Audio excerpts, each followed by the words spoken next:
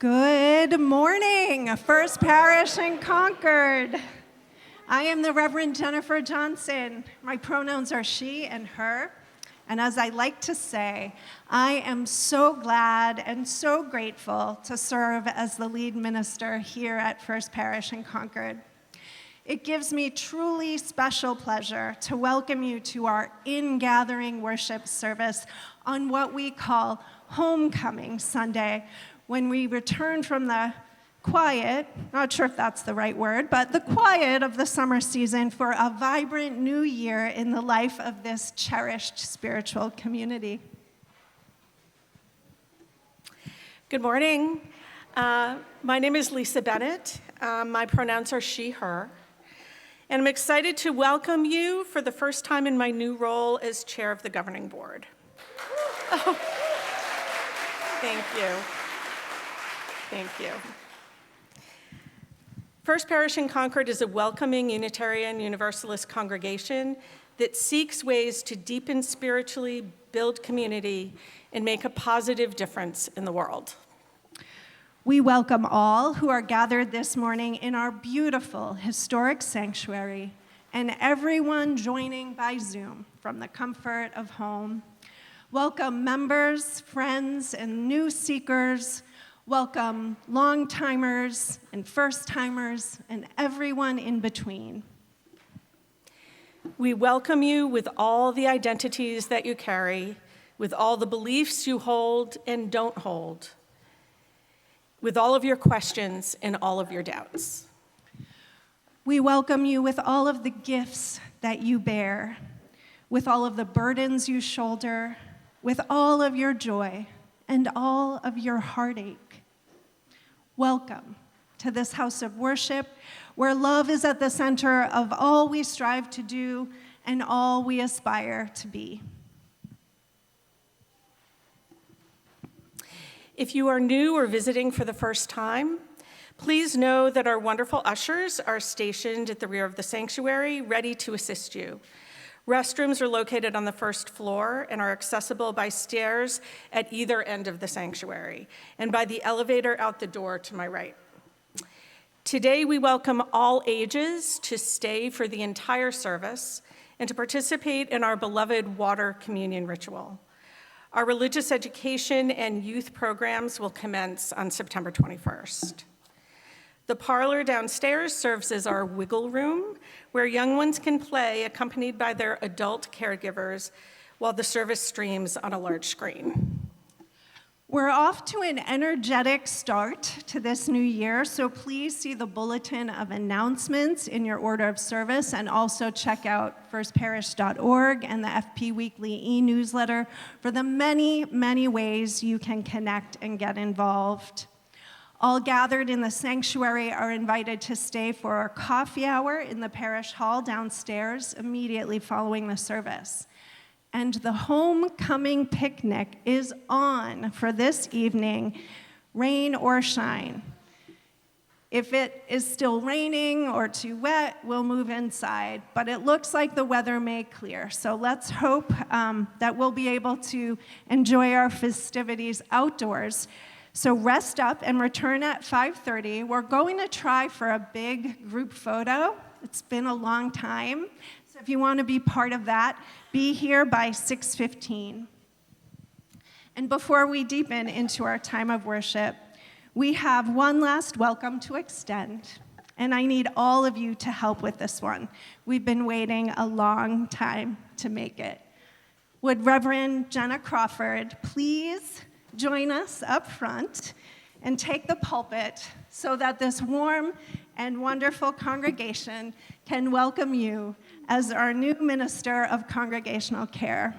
We are utterly delighted that you have chosen to share your ministry with us.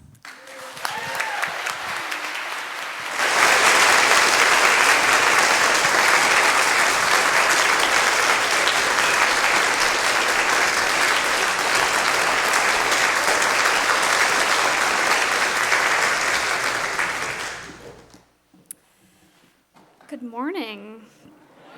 Thank you. I am equally delighted to be the new minister for congregational care here at First Parish.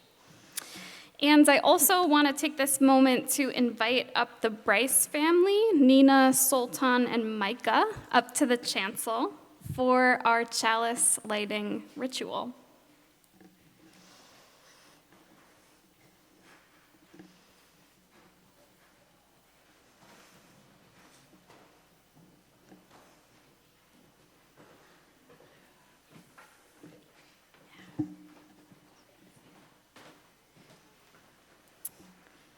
The flaming chalice is the symbol of our Unitarian Universalist faith tradition.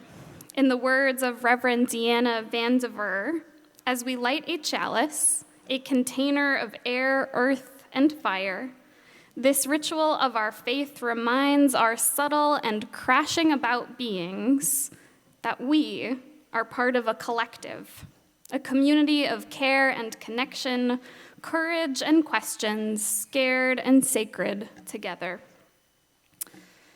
And now the Bryce family will help us enter the sacred hour of worship by kindling the flaming chalice.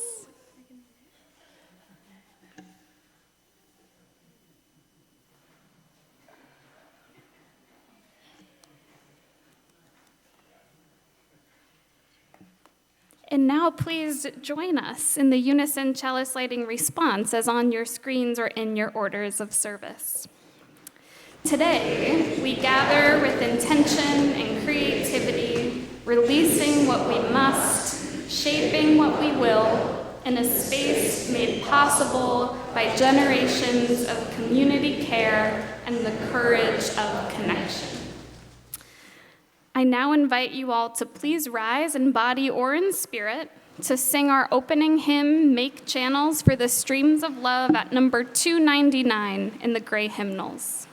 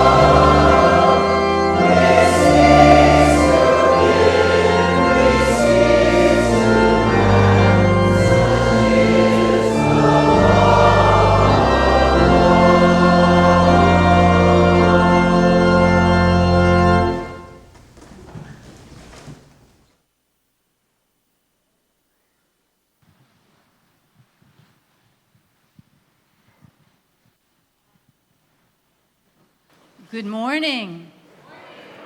I'm the Reverend Amy Friedman. I serve as your Minister for Religious Education. My pronouns are she, her, and I'm happy to tell you that religious exploration starts next Sunday. Today is a celebration of our community, and we join with many other Unitarian Universalist congregations in a water ritual. Water itself deserves our reverence, and that means our sense of awe, because life on our planet home depends upon it. The surface of the earth is 70% water. I hesitate because there's scientists among us. Our bodies are around 50% water. It changes with age. And all of the water on this earth has been here from the very beginning. We're talking about millions of years. It just continues to change in form from solid to liquid to vapor. And so today, as a part of our service, we are going to celebrate water with a water dance. And I want to invite forward the people who are generous enough to say, yes, they would participate and play with us this morning, to come get the water ribbons. And those of you who noticed the water ribbons and you were like, gee, that looks like so much fun, and I'm talking about both adults and children, you are also welcome to join us in this water dance. It is going to be an improvisation that will only happen once here in our fantastic community, and if you would like to help us to create this celebration of water, you can. How is it going to work, you wonder? Well, Dawn is going to offer some descriptions of the different forms of water. Simon is going to offer us some sounds to help inspire us in our movement. And there we go. So I'm going to just give these folks over here a little direction, and then we'll begin.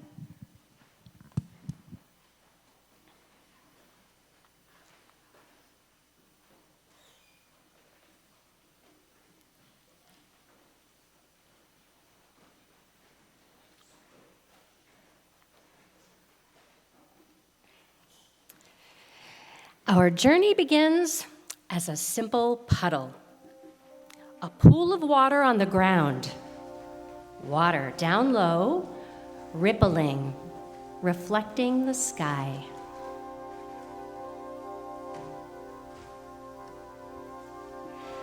The puddle becomes mist, lifting upwards, evaporating, a gentle mist, drawn up into the atmosphere to form a cloud.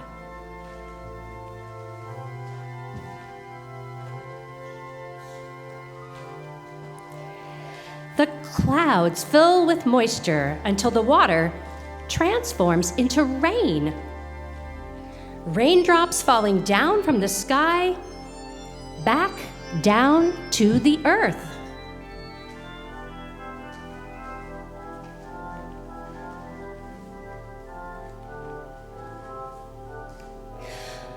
Moving down the side of a mountain, the rainstorm joins a waterfall, moving, cascading, tumbling, and plunging.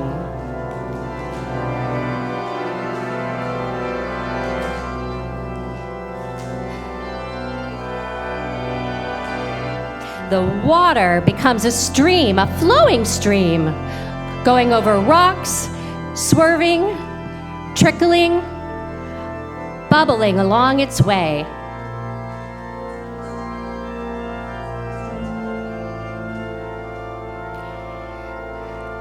The streams grow by joining with other streams, connecting to form a river.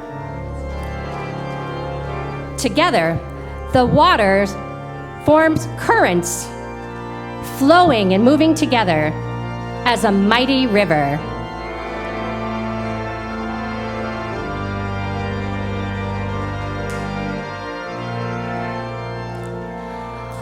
All the water finds its way to the ocean. Vast, deep waves ebbing and flowing, teeming with life. Let's see if we can finish this water dance with a mighty wave.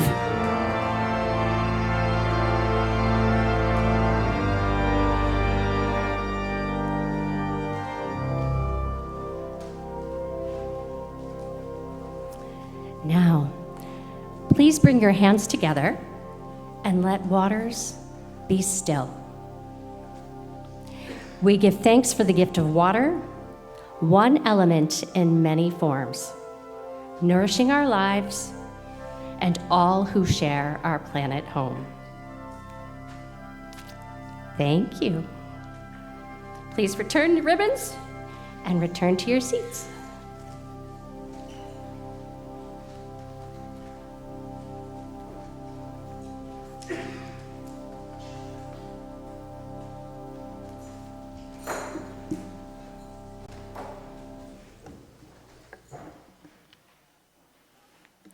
was just lovely. Thank you. So, it is our tradition each month to share our plate collection with an organization, a nonprofit or community organization whose mission advances our Unitarian Universalist values and who are nominated by First Parish members. And for the month of September, our collection will be shared with Concord Prison Outreach, nominated by Liz Rust. And Liz is here in her capacity as a member and lay leader at First Parish, and also as chair of the board of Concord Prison Outreach. Thank you. Good morning. So as Reverend Jennifer said, I'm Liz Rust, and I'm here today with both my congregant hat and as chair of Concord Prison Outreach. CPO was started 57 years ago in 1968 by First Parish's own Di Clymer in partnership with Jean Bell from Trinity Church and Tricon. And these three congregations came together way back then to help bring programs, education, and hope to the incarcerated, that invisible and often forgotten population. And through their model, we continue to bring that human touch that shows that we see you and that people are not their mistakes. I was introduced to CPO through our own First Parish, Don Miller, who I think is here today, right? Who recruited me, though you might know that I'm kind of an easy recruit. I serve CPO from a place of knowing, from my own lived experience of being inside the Framingham State Prison as a resident. The programs that came and the volunteers were a tether that helped me connect and helped me heal. That was 6 years ago that I joined CPO, and I've never looked back. CPO's able to serve the incarcerated population in 9 facilities, the state prison system and some of the county jails through our programs. Our focus areas center on preparing for reentry, as 80% of people will return home, and transforming and healing through restorative justice and other socio-emotional programs, and strengthening parenting programs, fathering, mothering. And let's not forget the holiday gift bags that have been doing for 40 years, this year with our theme of leaving no one behind, as we extend our program to all of the incarcerated men at the Sousa Baranowski Maximum Prison. We can only do all that with your support, and I have lots of information and would love to talk to you at coffee hour today and through the month. Thank you for your support.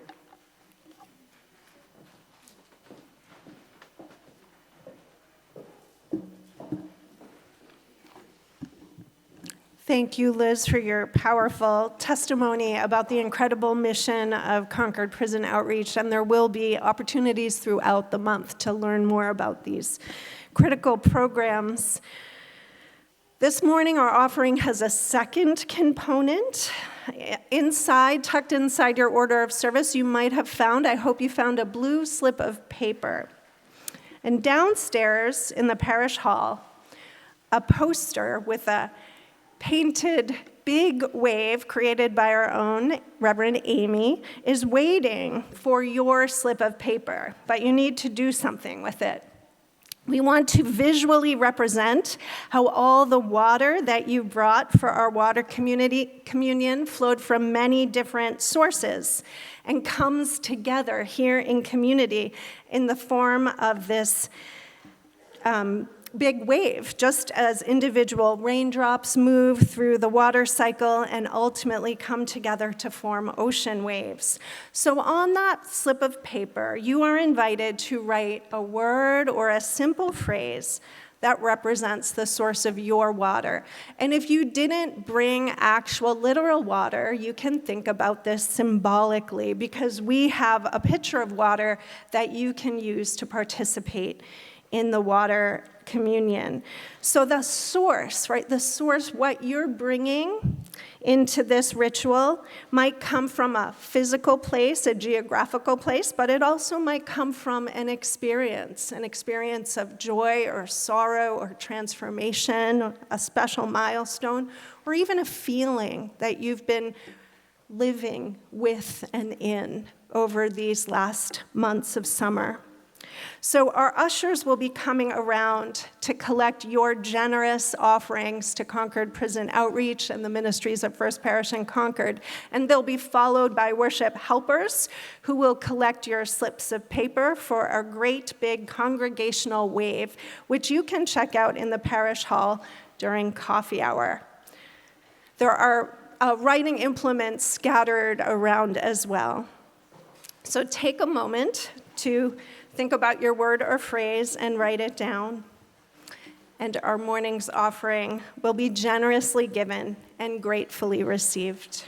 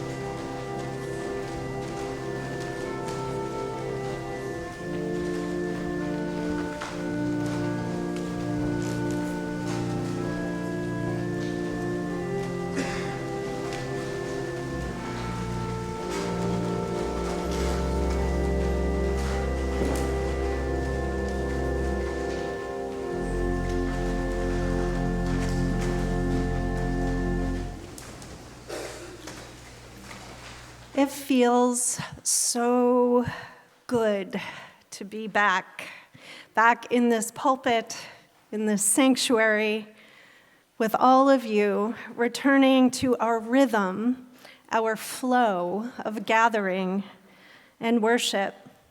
Can you tell? I feel good and energetic and warm and hopeful. I feel those things with you. I feel that from you.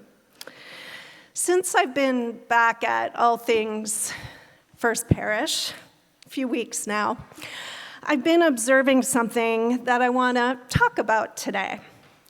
I've been noticing that lots of feelings are swirling in and around us, swirling inside me and other people, here at church, in the neighborhoods and communities where we live and work and play, in our whole country, and even our whole world.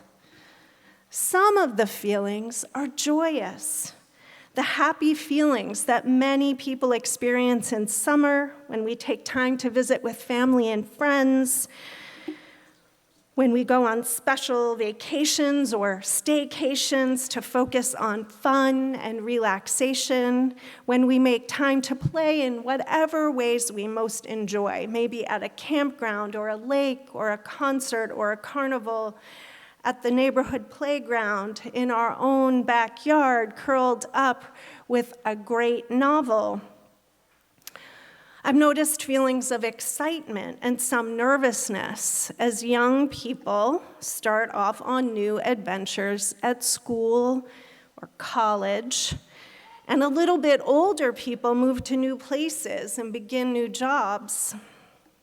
I've also noticed feelings of sadness and anger because we've been seeing so much injustice and unkindness in our world, both far away and close to home, often at the hands of our very own leaders and sometimes even our neighbors. Here in Concord, many people are upset and angry because we've learned about the cruel bullying of Jewish students in our schools. The unkindness and injustice brings up feelings of worry. Many of us have feelings of regret or shame because we don't know how to fix what's broken and hurting in the world. Even as we have all of these feelings about what's happening in our communities, we also have feelings about the personal things that are happening in our own lives and families that happen all the time through all the ages and generations. Some of them are happy, things like new homes and new friendships, birthday celebrations, and babies being born. And some are hard, really hard, like illnesses, accidents, and the deaths of loved ones. And all those things are touching our community, happening to people in our community, to us. And it brings up a lot of feelings, a lot of intense emotion, mixed up feelings, rushing and swirling in us and all around us, kind of like a rushing stream or giant waterfall, a powerful whirlpool, or crashing ocean waves. All of this got me thinking that feelings are kind of like the different forms of water that Amy and Dawn and Simon and our helpers performed for us. All those different forms come from the same source. Ultimately, as we learned in the water dance, rivers and streams, puddles and oceans, rainstorms and waterfalls, they all come from that same source, that fundamental element of all life, water, that simple molecule, H2O. I think something similar is true of our feelings. I think that all of our feelings, this is something I believe, all of our feelings come from the same source. a fundamental element of all life, like water. But we can't see this source with our eyes or touch it with our hands like we can with water. It's not a physical source, but a spiritual source. We call this source love. Love, by that word love, as I'm talking to you today, I mean our will to grow and thrive in this wild and beautiful world. I mean the will to help other beings, other people, other creatures to grow and thrive in this wild and beautiful world, because it's so special to get to be here. We have all this love inside of us, and we want to use it to help ourselves and each other grow and thrive in the world we all share together. Our love feels like joy when we experience ourselves and other people growing and thriving, and so often we feel that right here. When we enjoy life's beauty and pleasure together, like singing beautiful music together. When we discover our ability to give our creative gifts to the world, to each other, and when we receive the creative gifts that others give. But sometimes, this might sound a little different from the way we usually talk about love. Sometimes I think love feels like sadness, love feels like worry, love can even feel like anger. When we experience all the things that get in the way of everyone being able to grow and thrive in the world, because we want that. When we witness injustice or face it ourselves, when we and people we care about get sick or hurt or die, when people act selfishly and treat each other with cruelty and violence. I think the feelings of sadness, worry, and anger that we feel at those times comes from love. When I think about all the feelings that we bring together here in this gathering of beloved friends, I imagine that we are like a rushing stream of water, a rushing stream of love that flowed right through the doors and through our Zoom portal into this sanctuary. And from a safe distance, rushing streams are beautiful, awe-inspiring.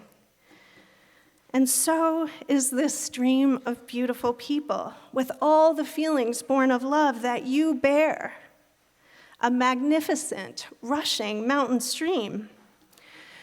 Yet that beautiful rush of water also can be overwhelming, like the powerful gush of a fire hose, or the tumble of a waterfall over a rocky cliff.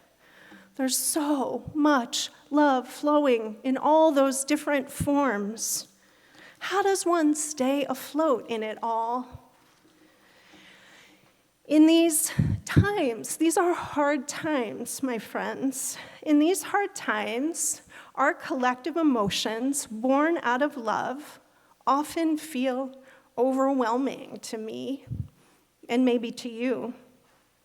Water is like that, and so is love. So how do we keep from being overwhelmed? How do we keep the water from just flowing and knocking us off our feet? How do we stay afloat so that we can keep the rhythm of love flowing sure and steady in that cycle of life to nurture our collective growth and thriving? The answer, I think, is offered up in the central metaphor of the hymn we sang at the opening of our worship.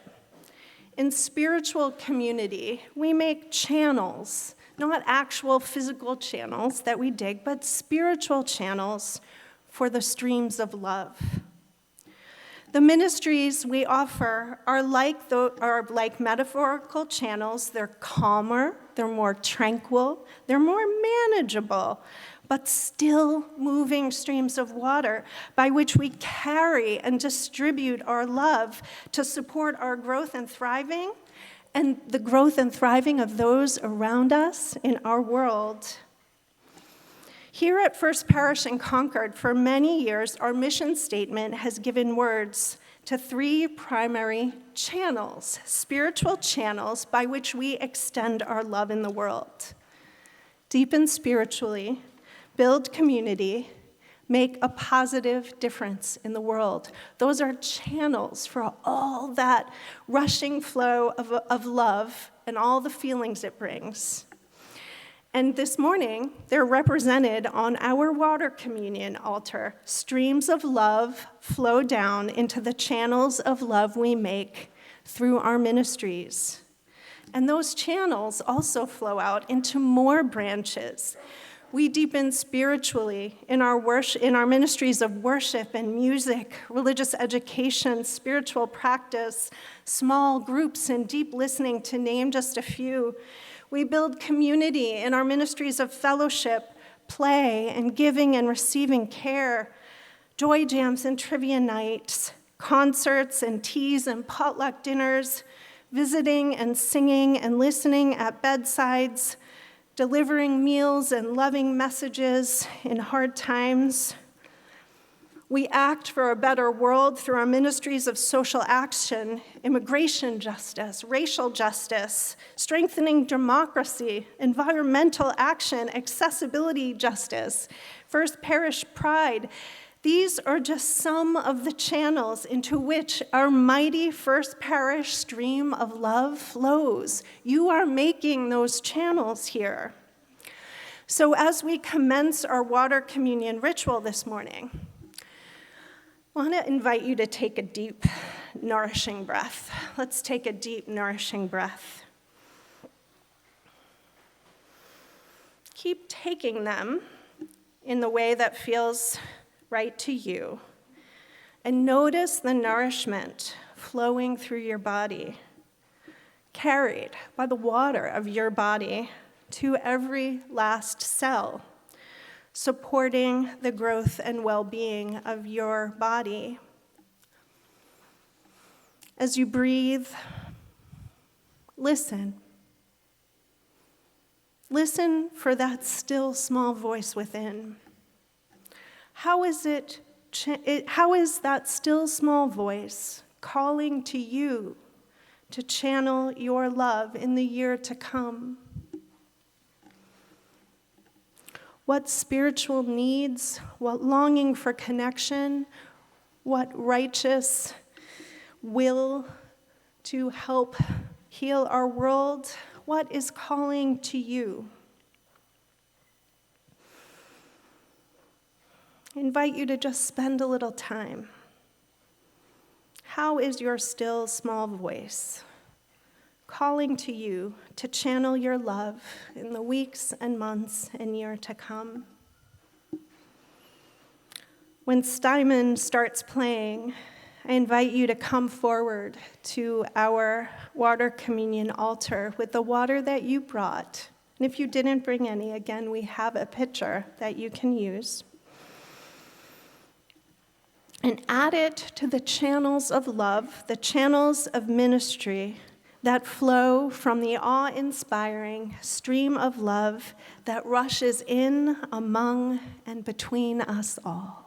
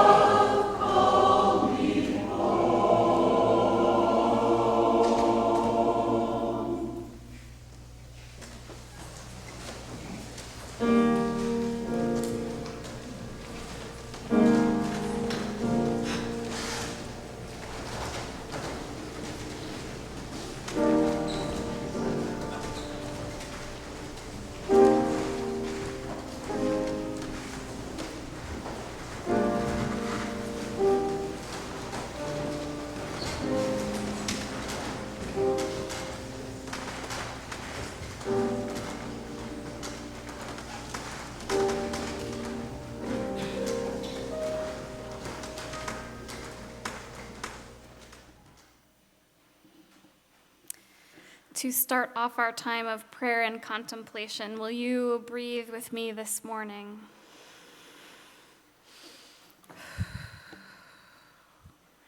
Let's take a few deep breaths together, connecting ourselves to the sensing body, and in the doing, hopefully, that soft spot in our hearts.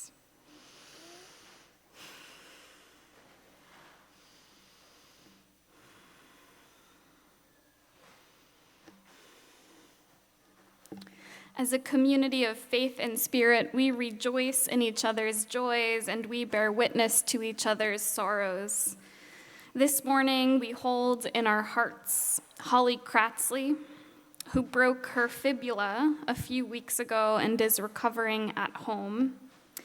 The recovery process will involve about 8 weeks of staying off her foot, and she welcomes outreach from fellow First Parishioners during that time. We hold Lillian Anderson, who shares that she had back surgery on Wednesday and is also recovering at home. She would appreciate cards, but no phone calls yet, please. We also hold in our hearts Jim Reynolds, who celebrated the wedding of his daughter Julia to her husband Brian Houlihan yesterday at the UU Church of Waltham. Both Julia and Brian grew up right here at First Parish. And we hold in our hearts Brooke Stevens, who shares that her daughter, Meryl Brady Moe, gave birth to a son, Harlan Gordon Ames Moe, on June 18th. His father, Logan, and his 2-year-old brother, McGuire, are thrilled.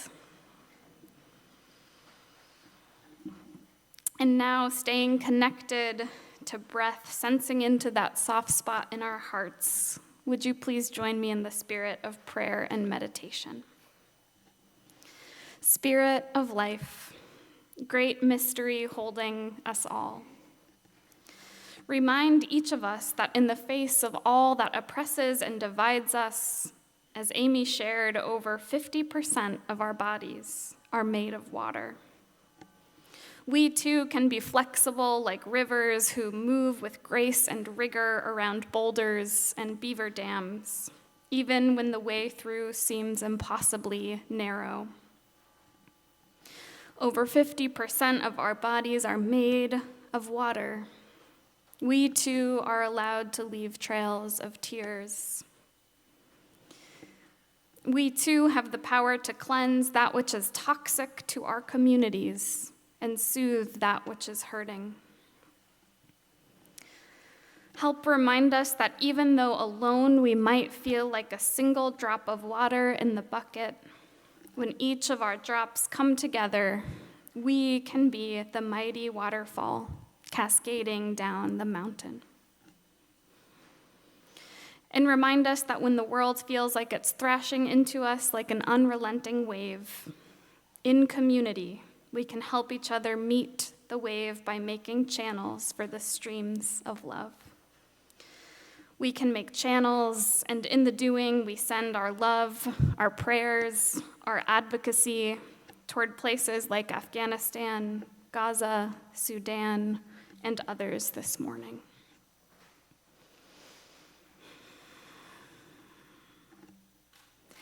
And since each of our hearts hold on every day of our lives tidal pools of joys and sorrows, hurt and longing, hopes and fears, let us take a moment together to bear witness to these tidal pools.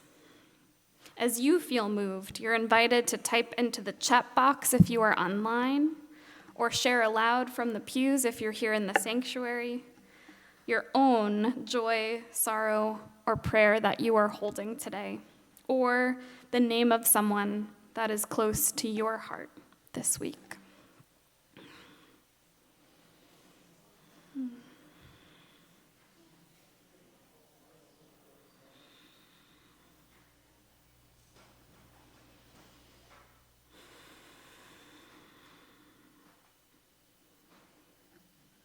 Let us now hold a moment of loving silence for all that has been shared and for those prayers that still remain in the quiet corners of our hearts.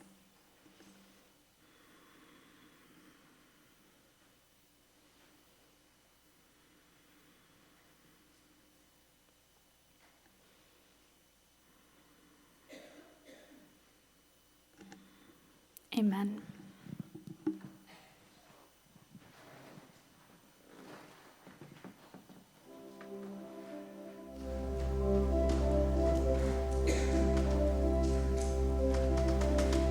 There is a love holding me. There is a love holding all that we know. There is a love holding all. I rest in this love holding us. There is a love holding us. There is a love holding all that we love. There is a love holding all.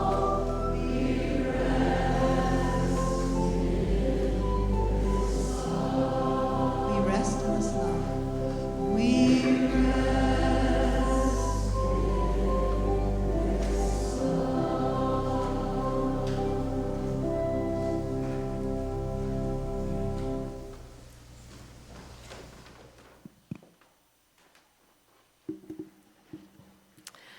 As our sacred hour comes to its close, we are going to sing a last hymn, and it's one that is unique to our Unitarian Universalist tradition. It calls up our history and reminds us that our living tradition flows from two denominational streams that together centered the creative force of love, endowing all with inherent dignity, freedom, and belonging. Please rise in body or spirit and lend your voice to our song as tranquil streams.